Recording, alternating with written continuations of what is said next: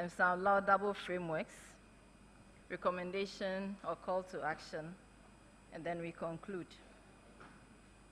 Avancez.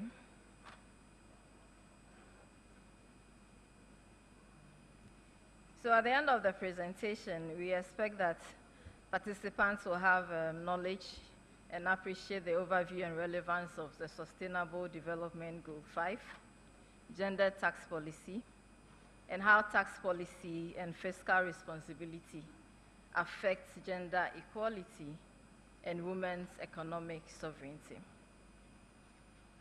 So going to the introduction, we are all aware of the Sustainable Development Goal, so I don't need to talk much about it. Just to say that we've made some progress over the decades, but it's not likely that by 2030 we'll be able to achieve the goals of the gender equality. Currently, on the average, women in the labor market still occupy only 30% of managerial positions, and that is a challenge. Avancez.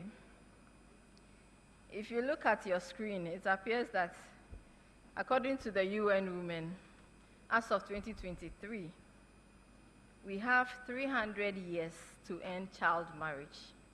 And I think this would outlive all of us in this room. We are also looking at 47 years to achieve equal representation in national parliaments. That's also a challenge. So for gender equality, we need political leadership, we need investments, we need comprehensive policy reforms to dismantle the systematic barriers that we are facing. And gender equality is a cross-cutting subject which must be embedded in national policies, budgets, and institutions, and importantly, de la société.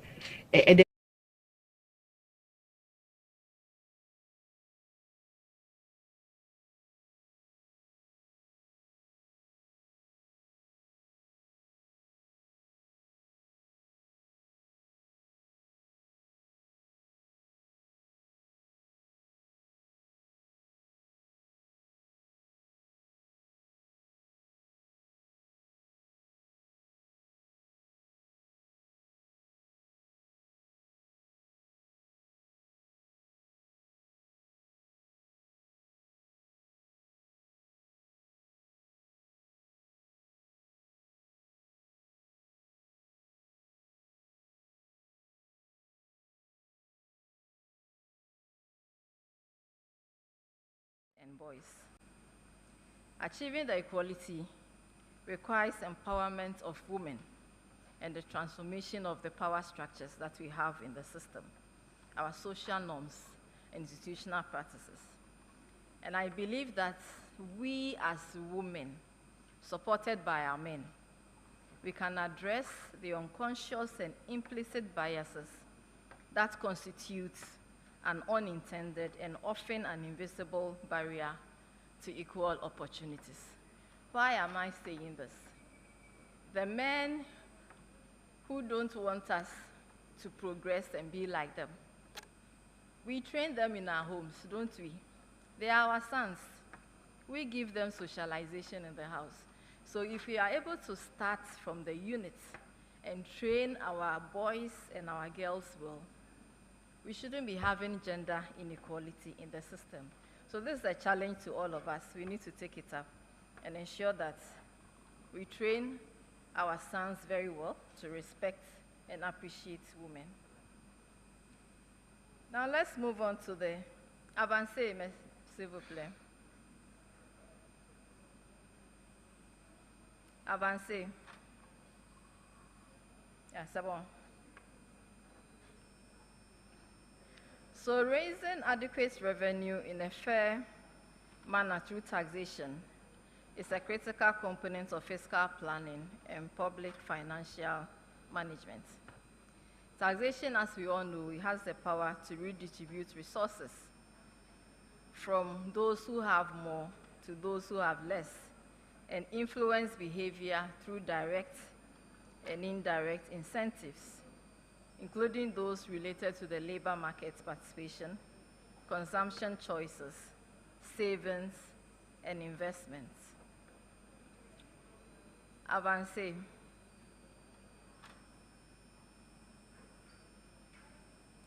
Next one, please. Yeah, Sabon. So let's look at fiscal policy, fiscal politics, tax policy, and gender equality. Fiscal policy, as we all know, is the main means by which governments redistribute resources to address different forms of inequalities, including gender inequality. It is where decisions are taken about how much money or revenue is required, how do we generate the revenue, who do we tax, and what do we use the monies for. So fiscal policy can be a very powerful tool to reduce gender gaps, but it can also be used to reinforce them. And there's a link, which is fiscal politics. There's a very key link between fiscal policy and gender inequality. And when you're talking about fiscal politics, we are talking about the who's, that is those who are into, the actors who are into the fiscal politics. We are talking about actors from the Ministry of Finance, actors from our parliament, actors from CSO, and even the media. They are the who's. And then we also have the what, that is the ideology. What policy are we trying to introduce? And then we have the why, the reason behind the policy, and then the how. The issue is, if you want to push any gender policy or an agenda, you need to know somebody within the who's, because you need to penetrate the who's, identify somebody there before you share your idea. And once you share your idea, you back it with the reason. And if you're lucky, then it will go through. If you don't know the who's to penetrate and share the idea, implementing anything on gender will be a challenge. And then comes the how. You know, when it comes to policy process, there's a stage where the government opens it up for consultation so that the public can also make inputs into the policy. There too, if you are trying to promote gender, it's important that you get people to lobby people so that they can make meaningful contributions when, in terms of the consultation, so that the policy may be accepted. So that's why fiscal politics is very important. Governments, they have their own ideology, they have their own agenda, but you need to penetrate so that you can also have something on gender. So looking at dimensions of gender tax policy, we will first consider personal income tax. Personal income tax is a very progressive tax, but then at the same time too, it can either encourage people to work or discourage people to work. When you look at corporate income tax, avancez, s'il vous plaît. Corporate income tax is also very powerful direct tax revenue. But unfortunately, in developing economies such as ours, we tend to underrate the potential. And how do we do it? We end up giving out exemptions and a lot of incentives to the corporate institutions that at the end of the day, we end up losing revenue. And that is a challenge.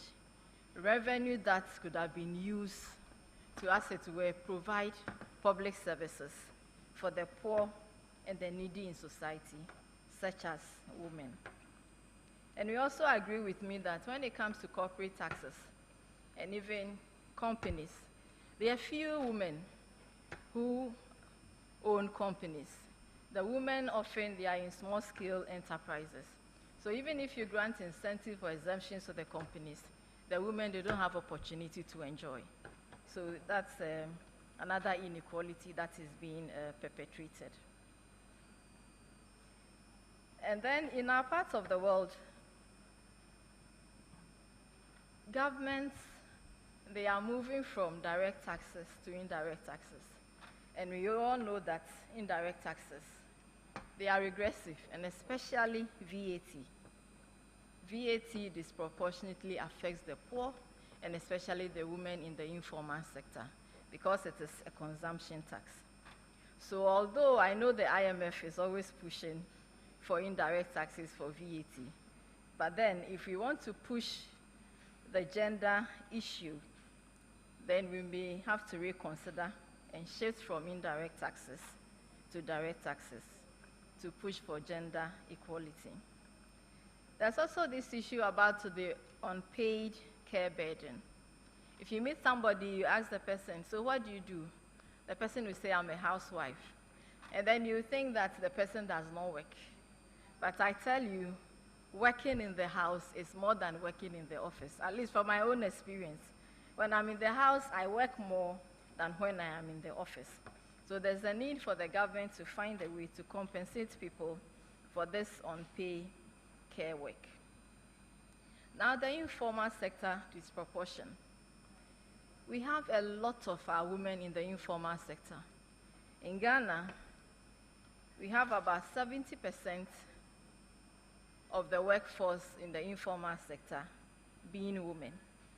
And these women are very vulnerable to informal taxes and user fees. So that any introduction of user fees that will affect essential public services would always affect the women. And we all agree that the informal sector is a very difficult sector. You cannot identify them most often, and they are also very difficult to tax. They don't keep records, so there's no way that you can really assess them to pay tax. And most of our tax administrations, they are using presumptive taxes. And you know that presumptive tax is not really based on the actual earnings or turnover of the taxpayer. It's just an assumption. And sometimes the turnover, you can have a range. Assuming we have a range of $100 to $200, you're supposed to pay $2 per quarter. So it means that in a year, the person who is at the extreme end of the spectrum with turnover of $100, the person is going to pay $8 in the year. And the other person, still in the same spectrum, at the other end, 200, the person is also going to pay $8. In terms of percentage, the $100 turnover is paying 8% of his turnover, and the $200 person is just paying 4% of the turnover, and that is not fair. And most often, it's the women who are at the tail end of that spectrum, and they end to bear the brunt of this unfair tax system. So it's advisable that governments would undertake gender analysis before they introduce some of these presumptive taxes. And also, if possible, I know Ghana, we have the tax policy units at the Ministry of Finance. What they do is that every year before the budget is read, they do pre- and post-budget consultations.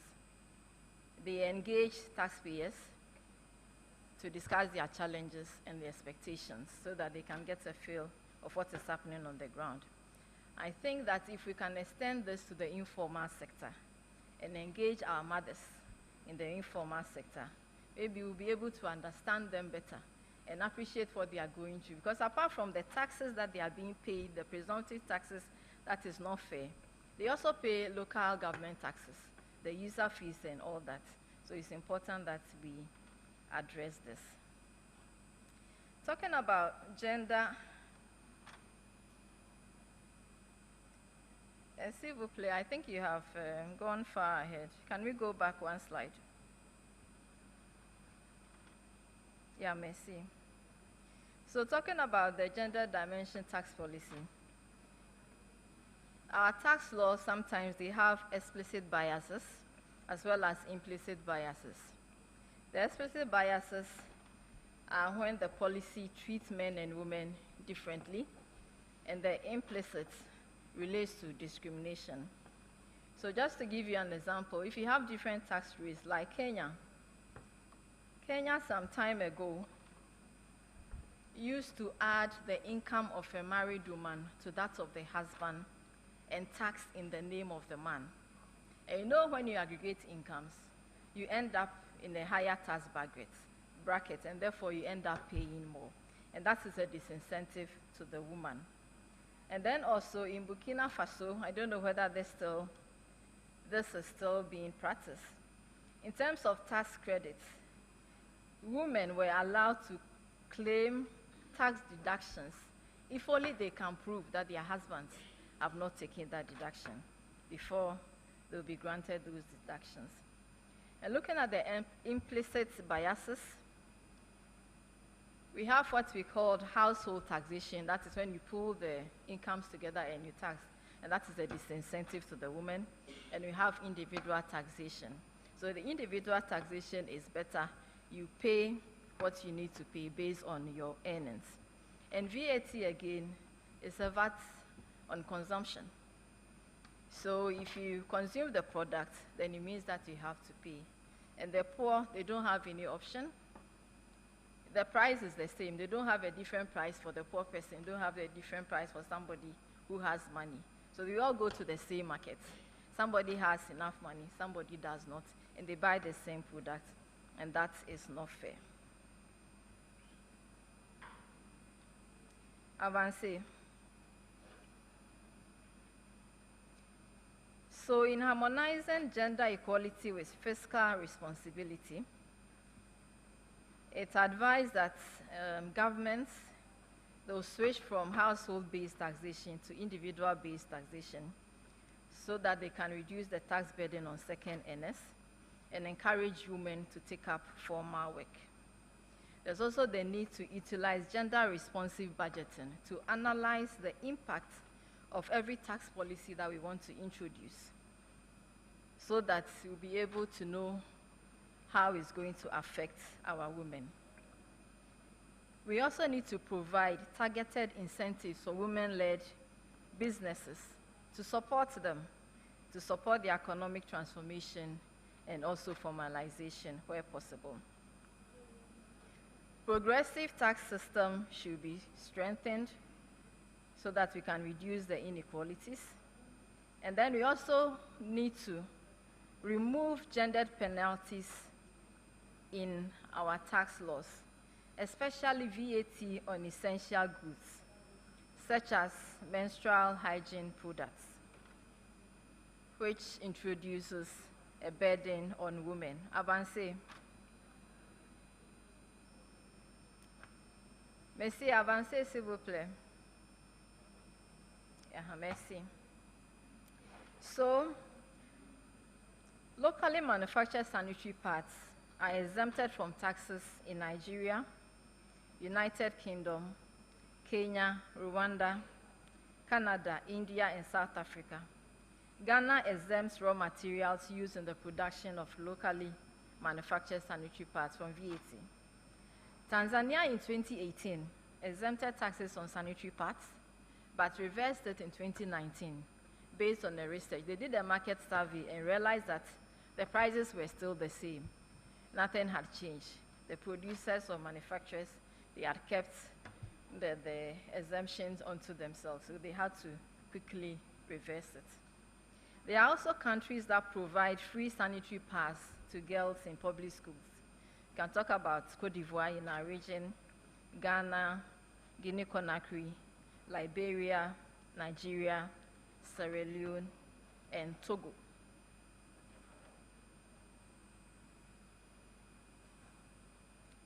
Avancez. So looking at the intersection of women, tax policy, and economic sovereignty, the ability of a nation to define its own economic, fiscal, and policy determines its economic sovereignty. And in the same way, a woman's ability to make independent economic decisions, possess assets, and control her future, rather than having choices being made for her, determine her economic sovereignty. And this is possible if governments can create the enabling environment for women to thrive and achieve economic autonomy and advancement through our tax policies and regulatory frameworks. So looking at public expenditure and budgeting, avancé s'il vous plaît, it can either reduce or exacerbate gender gaps. And since our women are represented in the informal sector and not earning so much, if there's any challenge in terms of service delivery for public services, our women, they stand to lose. So for instance, like what is currently happening, the US-Israel invasion of Iran is likely to lead to, oil prices have already gone up. Very soon, we may feel it here, fuel will go up. When fuel goes up, back home in Ghana, prices will go up, food prices, transportation goes up, and food prices will go up. And that will affect women. How will it affect women? When the government is faced with crisis or austerity times, what they normally do, they have a lot of priority expenditure to meet. But what they will do is rather to shelve expenditure on public services and focus on other areas. And it's our women in the informal sector who benefits from public services. So if it's shelved, then it means that they are at a disadvantage. The demand for tax justice is fundamentally a demand for women's rights, economic sovereignty. And this calls for shifting from taxing for growth to taxing from gender equality.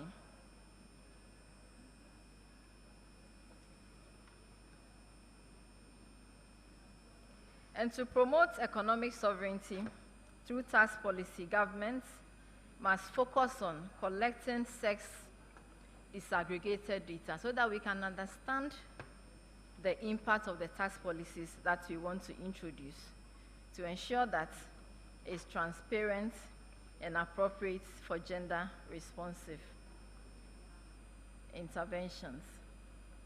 We also need to increase the representation of women at decision-making level, at our parliaments, our Ministry of Finance, revenue authorities, so that they will help us analyze the tax laws, assess the gender impact of the tax laws. And they can do this effectively if we also build their capacities. We need to hone their skills and dexterity for gender analysis. It's also important to strengthen transparency and accountability by linking tax revenue directly to a public service. So for our mothers in the markets, it would be nice that they can have a nice place where they can go and pay their water bills. You know, with the guys, they can stand anywhere and pay their water bills. But for ladies, for you and I and our mothers, you know, we have to lose some things, we have to push some things so that we can be comfortable before we pay our water bill. So it is important that we get a decent washroom where we can go, and if we want to wee or place of convenience, we'll be comfortable enough to do that. And that is when the market women or our women will know that whatever taxes that they are being paid, the taxes is working for them because it's visible for them to see. They can see good toilets, they can see good roads, they can see daycare centers. Then they know that their monies are working for them and they will also end up paying more. We should also consider digitalization of the tax system to reduce in-person interaction and thereby reduce opportunities for rent seeking and harassment. Going into the challenges, we always have lack of sex disaggregated data. I think this is something that runs through all our member states. We need to work on it. There's also a dearth of research on gender equality in West Africa, underrepresentation of women in decision-making positions in relevant institutions, Our economies also have debt constraints. And then the multinationals, with all the incentives and exemptions that we give them, they still go ahead to practice aggressive tax planning and thereby reducing the needed tax revenue that we need for development. Avance.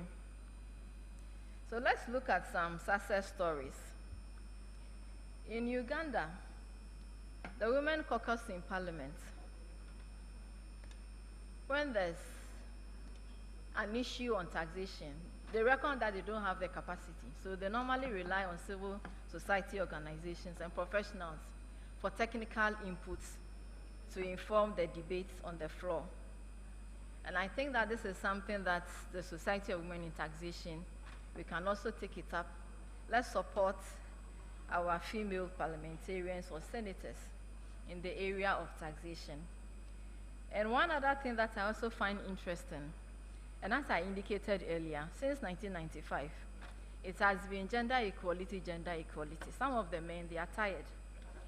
So the women realize that when they get up on the floor to raise issue on gender, the reception was not so good.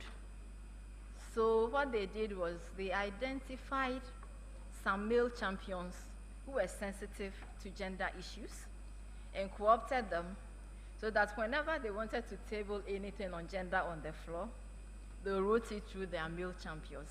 And when it's coming from a male, the male MPs, they receive the information and everything works out well. So this is something that we can also consider. In terms of framework, I checked all the member states. We have very good policies on gender inequality, but I only picked one per member state. So Benin, they have gender-based violence prevention and protection. They also have Sahel Women's Empowerment and Demographic Dividend, which is keeping girls in school and providing vocational training for women. If you go to Burkina Faso, they have a national gender strategy. Although it expired last year, it sought to empower girls and women at all levels. They also have a political participation and quotas policy, which mandates 30% quota for women political candidates list. And in the 2025 transition election, 18.3% of women were on the political candidates list. Going to the Gambia, they have a national gender policy running from 2025 to 2034 to mainstream gender equality across all sectors. They also have a policy called Roots Project, which is a resilience of organizations for transformative smallholder agriculture program, which targets 80% of women to secure land rights for vegetable and rice farming. Now going home to Ghana, we have a national gender policy, also running from 2025 to 2034, on gender mainstreaming, financial inclusion, and promoting STEM education to combat systematic inequalities. We also have Affirmative Action Gender Equity Act 2024, which seeks to promote women's participation in all areas of society, including politics, economy, education, and social life. It actually mandates gender equity in appointments and decision-making positions. So the target is to have 30% women representation by 2026, 35% by 2028, and 50% by 2034. Going to my second home, Nigeria, they also have a national gender policy running from 2021 to 2026, targeting 35% of women's participation in governance and leadership, economic empowerment, legal protective frameworks, education, and health. We also have the Independent Electoral Commission, the INEC gender policy. Also institutionalizing gender equality and mainstream gender into all aspects of Nigeria's electoral processes. Coming home to Senegal, our host country, they have a gender parity law, seeking equal representation in elective institutions, culminating in 44% female representation in their National Assembly in 2022. I think they have done well. Shall we clap for Senegal? It's not easy to achieve 44%, so if they've done that, I think that they deserve appreciation. They've done well. And they have another policy that is planned for an emerging Senegal that targets women entrepreneurs with access to finance and formalization. And this is what I like. They have schools for husbands, educational programs targeting men to shift traditional gender roles, reduce domestic violence, and promote women's health.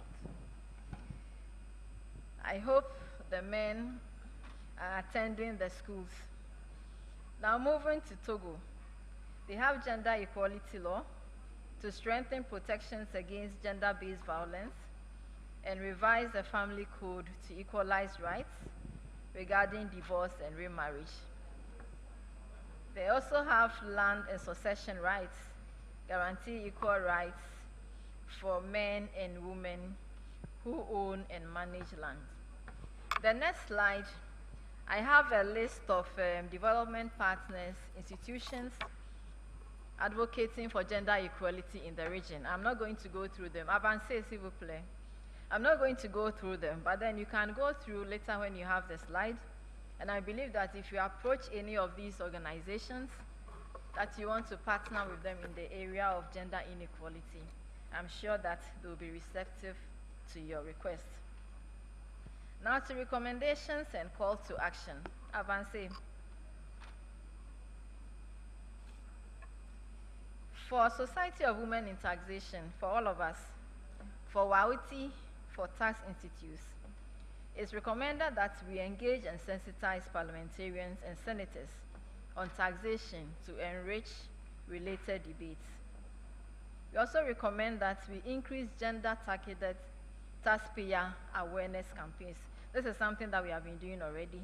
Let's continue to do it so that we can reach out to the taxpayers.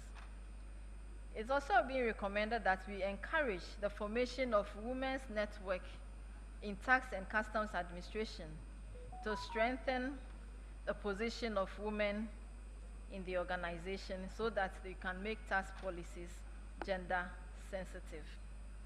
Let's also collaborate with the tax administrations to establish mentoring programs with the female officers in tax and customs administration. Let's build their capacity. Let's build them up. Some of us, we have the experience. Let's share our experience so that our sisters would also be able to move up the ladder and take up their rightful places. For governments, it's important that we collect sex disaggregated data to inform tax policy and reduce gender biases. It's also important to improve capacities of relevant actors to undertake gender analysis. We always talk about gender-responsive budgeting, but the people who are supposed to do it, some of them, they don't have the capacity to do it. They don't even understand what it entails. So it's important that we build capacity in this regard. Government should also use tax policies to enhance the status of women in the economic sphere by incentivizing labor force participation, land asset ownership, and the growth of women-owned businesses. Let's allocate budgets to mitigate gender responsibilities. And for government, it's important that we institutionalize gender mainstreaming by introducing a system where every policy document that is submitted to Parliament will have a cover note or an analysis to prove that gender analysis has been conducted on that particular policy. For tax administrations, again, we also need to collect sex-aggregated data to inform tax policy Let's improve the capacities of our officers to conduct gender analysis.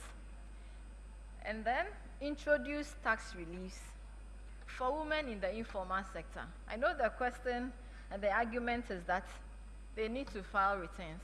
Let us simplify the returns for them. Help them to file so that they can also enjoy the reliefs. Some of them, they have kids in school. They are also married. Some are over 50. They can enjoy old age relief.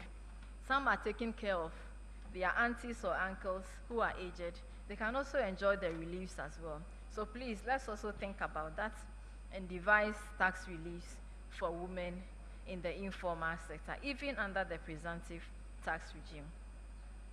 To conclude, gender equality and fiscal responsibility are interdependent, as gender-responsive policies such as targeted investments in care infrastructure and progressive taxation improve the economic participation of women and ultimately results in long-term economic sovereignty and fiscal sustainability.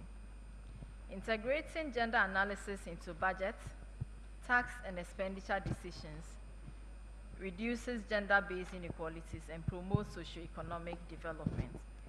So against this background, I would say that improving gender equality and reducing gender-based discrimination could yield substantial economic benefits.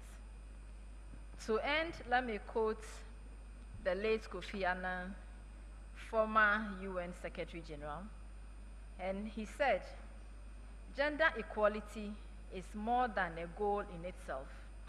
It is a condition for meeting the challenge of reducing poverty." And the former First Lady of US, Michelle Obama, also says, "No country can truly ever flourish if it stifles the potential of its women." Thank you very much for your time. Merci. Thank you, Mrs. Asante. Thank you for the presentation of the lead paper. We began late this morning, so we're going on a lunch break now in consideration to the restaurants that's closing very shortly. So we're going on a lunch break, and as soon as we're done, we're coming back because we have 3 other sessions this afternoon. Enjoy your lunch. À tout à l'heure.